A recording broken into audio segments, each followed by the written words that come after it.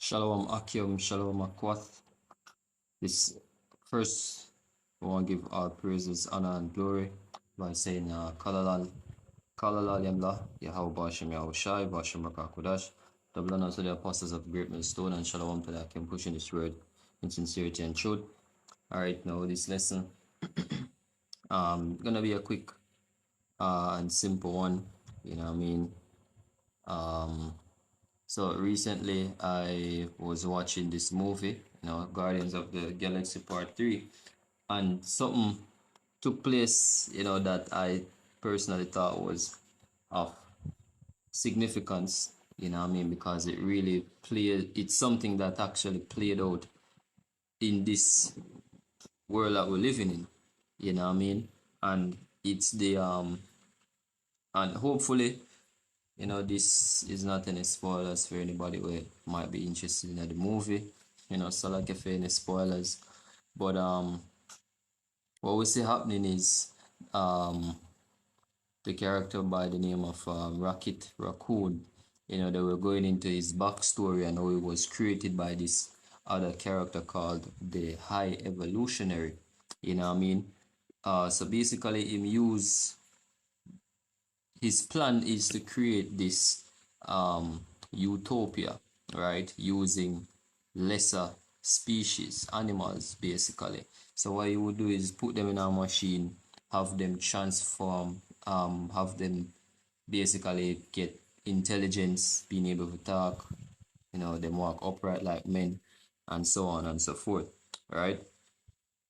But there was an issue where when the animals turned, they were being violent. Them never have the peacefulness and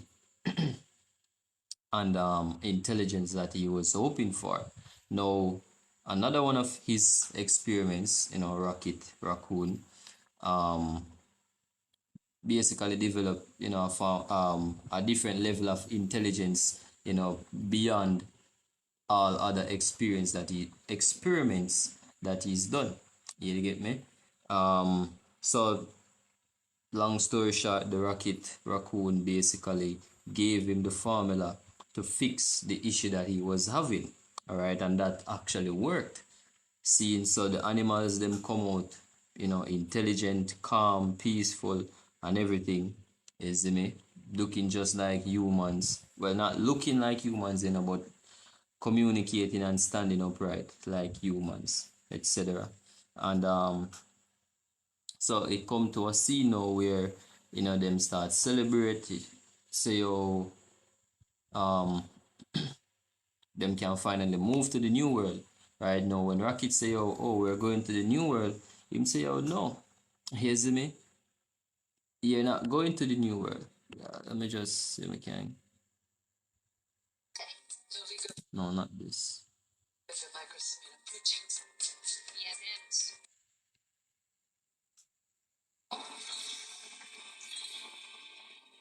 We're going to the new world? Oh, me?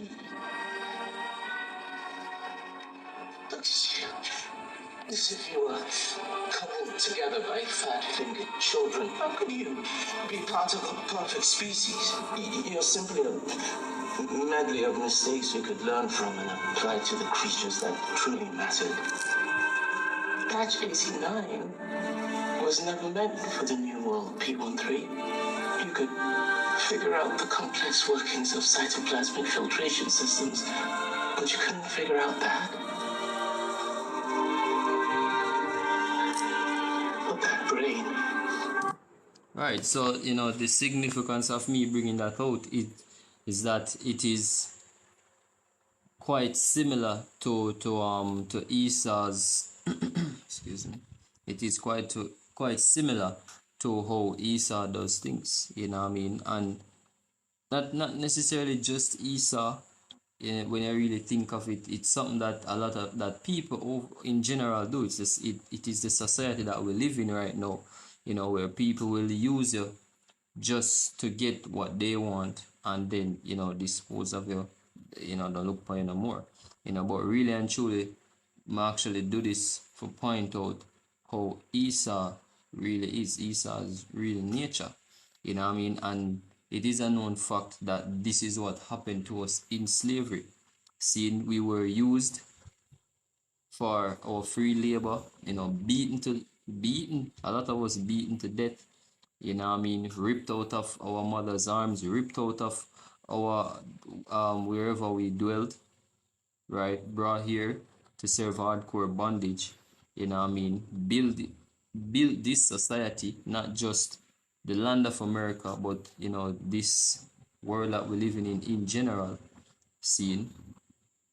Because when you think of it, all of these other nations benefiting from the box of our slavery. Seen America, the main land that benefited from our enslavement. Is me? That's why America is basically seen as the most powerful country in the world, right? Because them got there off riches, seen ill-gotten riches, ill-gotten wealth, and this new world order that Esau is basically preparing, this fourth industrial revolution, whatever you want to call it, Agenda 2020, new world order, sustainable development, right? Fourth industrial revolution, you see me? Right? The moment where the Most I say is about to full his belly,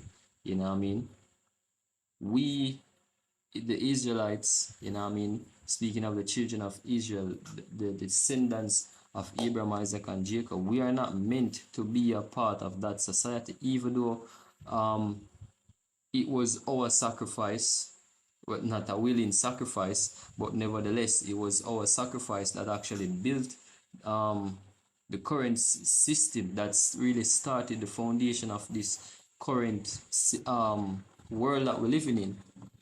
Seen, right? From the first industrial revolution till now, seen, we helped build America to what it is, and a lot of these other countries, right? Because of the slavery, a lot of these colonists, Europeans that came to America, were able to send resources and riches back to their original their original places, or their original countries, better say, you see me, right? But those riches came from our enslavement, and even though we are the ones who helped to build or if gain these Edom and these other nations their riches, you see me, if it were possible for them actually get their new world order in full effect, you see me, we would be destroyed, right? Their ultimate goal, their ultimate plan is to get rid of all Israelites off the face of the earth. Because as we're saying, we say it all the time, the scriptures say it, you see me, you can't set up a kingdom without tearing down the kingdom that is there before, you see me, and getting rid of the heir. See, and Esau knows how this world was promised unto Abraham, Isaac, and Jacob and their seed after them. See, so therefore, in order to fully claim the planet and to fully claim this world, or claim themselves to be the gods that they are pushing to be, Israel would have to de-exist. Our people would have to de-exist.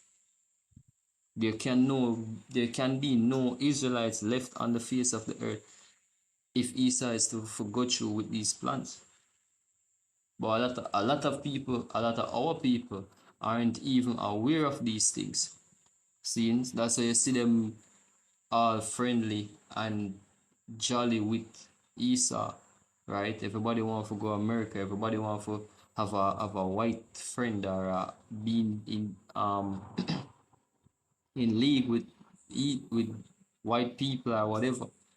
See, not knowing these men's true intentions toward us. Right? This fourth industrial revolution does not include us, yo. Yeah, we might be, yeah, we can be here for a while, you know what I mean? But after, but after the fact, yo, Esau gonna just take time wipe we out till him eventually just get rid of us altogether, you know? And hey, me not say yo in a 2030 all of this gonna happen and nah, that's not what I'm saying, yo. You see me? But ultimately, if their plan was to come true, you know, that would be one of those results, you know, the total eradication of us off the planet. But we're gonna get into some scriptures. It's not a lot, isn't it? But we're gonna just bring out some scriptures. Akim Akwat who are watching, you know, you can go ahead and just put some scriptures in the chat as well, just to keep the conversation going. All right, so we're going to start with Isaiah 33 and 1. It says, woe to thee that spoilest, and thou wast not spoiled, and dealest treacherously, and they dealt not treacherously with thee. When thou shalt cease to spoil, thou shalt be spoiled. And when thou shalt make an end to deal treacherously, they shall deal treacherously with thee. Right, so it will come to a point where all all of the atrocities that we suffered as a people, you know, all of that is gonna be turned back onto these nations, beginning with Edom, Esau, Edom. See, they're gonna feel what it is like to have the flesh whipped off the back of your skin, yo. You see me? Them gonna feel what it's like to see to have your women and children violently removed from you, seen your family is destroyed, your children being bashed against stones, seen, they're gonna feel what it is really like to be put to death just because of your of who you be, or the family that you come from, or the race that you come from. Yeah. It's nothing personal. Well, it is personal. You get me? It really is personal in a sense. You know, speaking towards racism. You see, um these, yeah, it is personal. You know, because everybody is gonna stick to their own. That's really what racism is, or being a racist. You know, one for them own people. Seen. And you know, separatism and what you call it, separatism and what's the other word, can't remember the other word, you see me? But you know, these are things that are natural in nature, you see me? You don't have all feline running around in a pack, right? You have the lions to themselves, you have tigers to themselves, the jaguars to themselves. The same thing for all canine breeds. You don't have all of them, you know, running together in the wild. Seen? Because that's just by nature. See, you don't have even in sporting events, yet naturally you go root for the team that you support. See? When it comes to the World Cup, naturally you're gonna root for for your favorite country. You're gonna root for the country where you come from if them are playing at the World Cup. You know? Right. So yeah, separatism is a natural thing. Just wanted to add that to to what I was saying. All right. So let's go back on track. This time we're gonna go to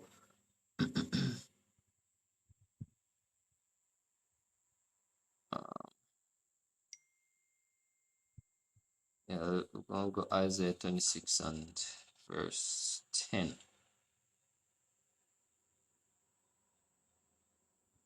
All right, so it says, let favor be shewed to the wicked, yet will he not learn righteousness. In the land of uprightness will he deal unjustly, and will not behold the majesty of the Lord. All right, so if Esau was to even get this promise, him still a go deal unjustly, right? Him still a go the same way how people are get dealt with now.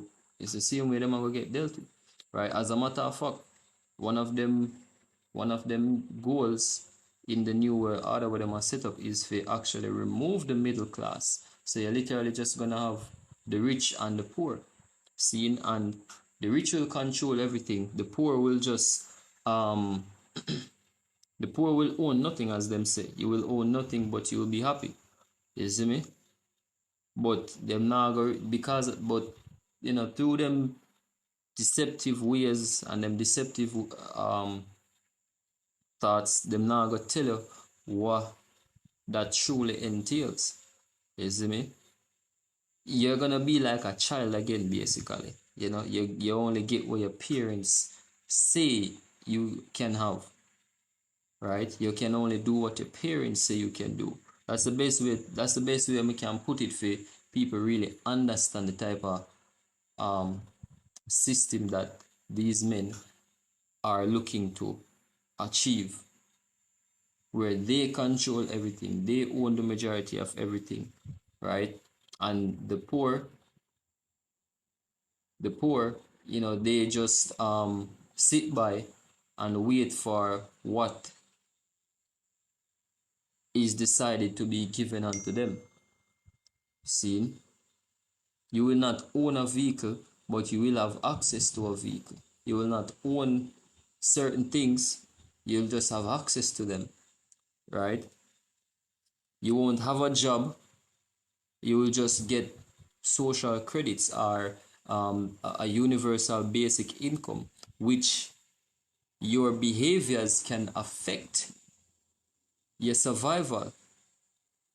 See, let me say it again. Your behavior can affect your survival. Meaning, we're gonna it is going to be right. Our their plan is to build like a social credit type of system, like I would say happening in China, where if you're not complying to certain things, you lose points, and if you lose points, you don't get access to certain things. Just to put it in a nutshell, what I mean. So just take that and just apply it on a broader scale, right? And you will actually understand what type of system these men are really trying to build. Is me. Um, this again, Habakkuk. I'm going Habakkuk this time.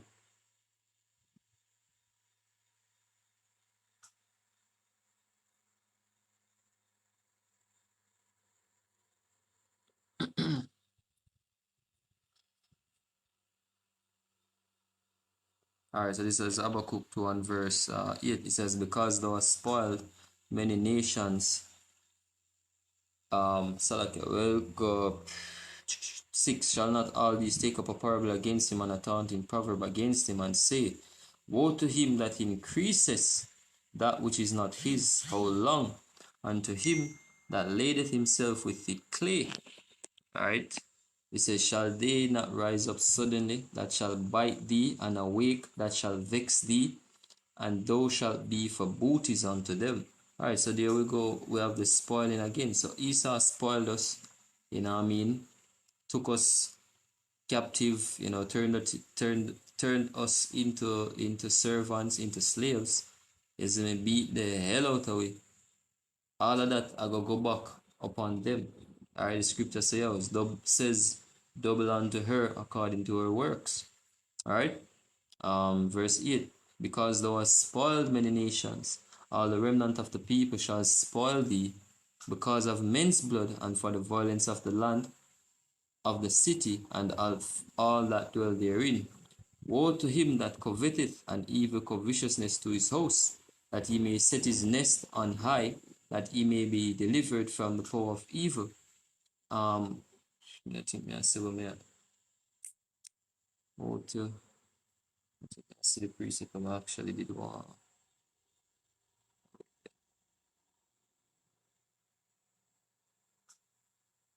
Um, okay, here we go. Verse 12. It says, woe to him that buildeth a town with blood and establish a city by iniquity. Right, there we go. That's exactly what Esau has done. All his wealth, all their wealth, the power of America was all built on the bloods of our people. You see me? And it is still being done to this day. Yeah, they might not have a whip across the box, but the prison situation and the prison and jail situation says a lot, right? The situation in LA and Chicago and in other communities, or even out here in Jamaica, those things show you, so that Esau still taking our blood. You see me? Esau still a shed with blood, even though, yeah, him put the guns, he might the one to put the guns in our hands. He might the one where um we turn we put people in a situations that they are in right now. Seeing Esau is responsible for the way our people operate, the way them think, the way them carry themselves. Esau is responsible, you know. It might not look that way on the surface to a lot of people, but really and truly the so-called white man is responsible for how our people are carrying themselves to this day. You see me? It was all a part of their tactic to conquer our people, to divide and conquer our people. See? Um so did this.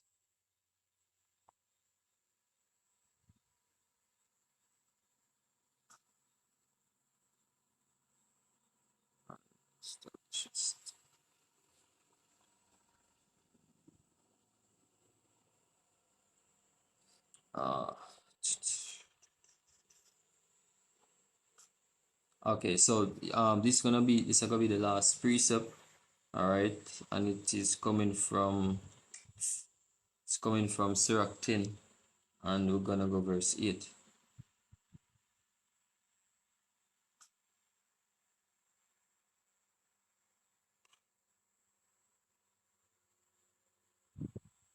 All right, so this is Sirach 10 verse 8. It says, because of unrighteous dealings, injuries, and riches got by deceit, the kingdom is translated from one people to another.